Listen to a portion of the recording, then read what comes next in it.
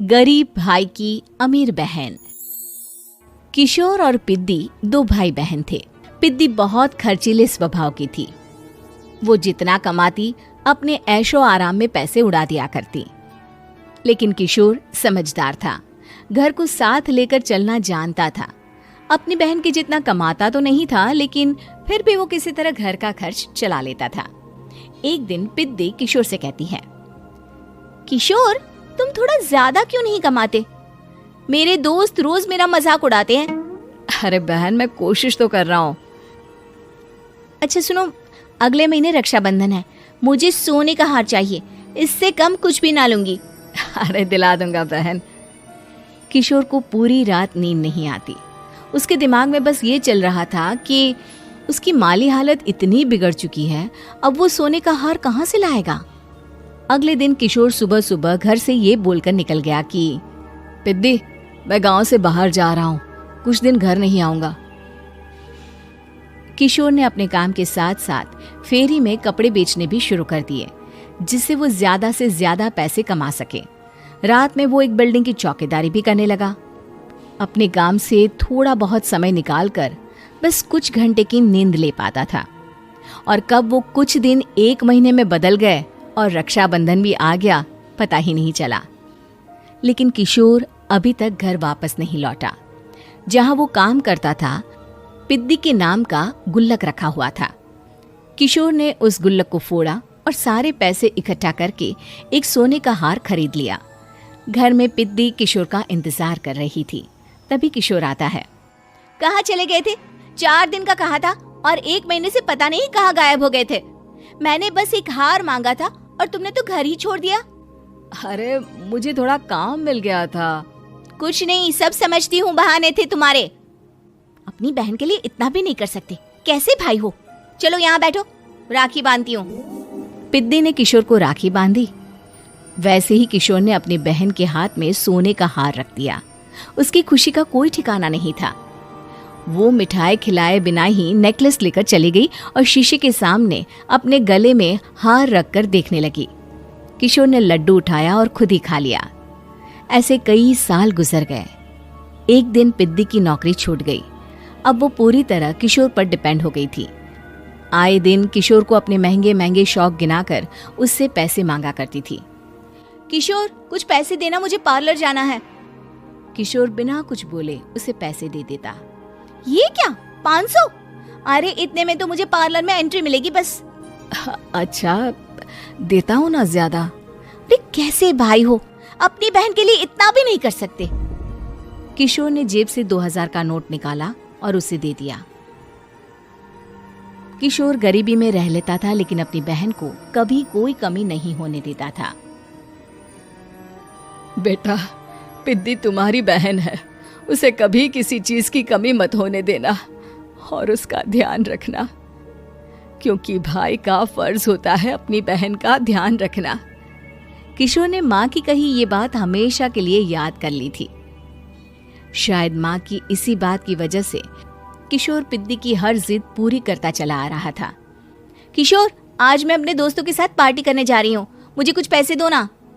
किशोर पिद्दी को समझाता है, लेकिन पिद्दी नाराज होकर चली गई और अपने कमरे में सुबक सुबक कर रोने लगी। किशोर अपनी जेब से कुछ पैसे निकालता है और पिद्दी को दे देता है। किशोर खुद कभी अच्छे कपड़े नहीं पहनता, लेकिन पिद्दी को राजकुमारी की तरह रखता। पिद्दी के जाने के बाद किशोर अपने काम पर निकल गया। एक तरफ पिद्दी अपने दोस्तों के साथ मस्ती कर रही थी, तो वहीं दूसरी तरफ किशोर पैसे कमाने के लिए कड़ी मेहनत कर रहा था। कुछ और दिन ऐसे ही बीत गए। एक दिन पिद्दी एक लड़के को लेकर घर आई और उसे किशोर से मिलवाया। किशोर, मुझे इस लड़के से शादी करनी है, लेकिन इनके मम्मी पापा बोल रहे हैं कि उनको दहेज में एक कार चाहिए, तभी वो मेरा और पंकज का रिश्ता कबूल करेंगे। लेकिन बहन, कार खरीदना कोई सब्जी खरीदने के बराबर तो नहीं है। अरे कैसे भाई हो तुम, अपनी बहन के लिए इतना नहीं कर सकते? देखो, मैं ज्यादा इंतजार नहीं कर सकती, तुम्हें 1 साल में मेरे लिए कार खरीदनी ही होगी। अच्छा पंकज, एक काम करो, कल तुम अपने माता पिता को घर बुला लो, मैं उनसे तुम्हारे और पिद्दी के रिश्ते की बात कर लेता हूँ। अगले दिन किशोर के छोटे से घर में पंकज और उसके माता पिता आते हैं। बेटा, तुम्हारी बहन ने हमारी शर्त तो बता ही दी होगी। जी। बेटा, तुम तो इतने छोटे घर में रहते हो, दहेज कहाँ से लाओगे? मैं अपनी बहन की खुशी के लिए सब कुछ कर सकता हूँ। पंकज और पिद्दी का रिश्ता तय हो जाता है। किशोर अब अपनी क्षमता से 4 गुना ज्यादा काम करने लगता है। सुबह सबके घरों में न्यूज़पेपर फेंकता, दिन में मजदूरी करता और रात में चौकीदारी करता। खूब मेहनत करके किशोर ने अपनी बहन की शादी के लिए पैसे जुटा लिए। उसने अपनी बहन के लिए कार खरीद ली। जब वो पिद्दी के ससुराल वालों से मिलने गया तो उन्होंने किशोर से और पैसों की मांग की। इस बार किशोर हार चुका था। पिद्दी माफ करना, मैं तुम्हारी शादी उस लड़के से नहीं कर सकता। वो लालची लोग हैं, उन्हें सिर्फ पैसों से मतलब है। देखो किशोर, मैं पंकज से ही शादी करूंगी। क्योंकि पिद्दी ने तो किशोर की बात न मानने की जैसे कसम खा रखी थी। किशोर ने पंकज को घर बुलाया। पंकज, तुम अपने माता पिता को समझाते क्यों नहीं हो? भैया, वो हमारी शादी के लिए मान गए, मेरे लिए तो यही बहुत बड़ी बात है। हम एक काम कर सकते हैं, दहेज की रकम में से कुछ पैसे मैं आपको दे देता हूँ। अरे लेकिन समाज वाले क्या कहेंगे? अरे जब दुनिया को पता चलेगा तब ना।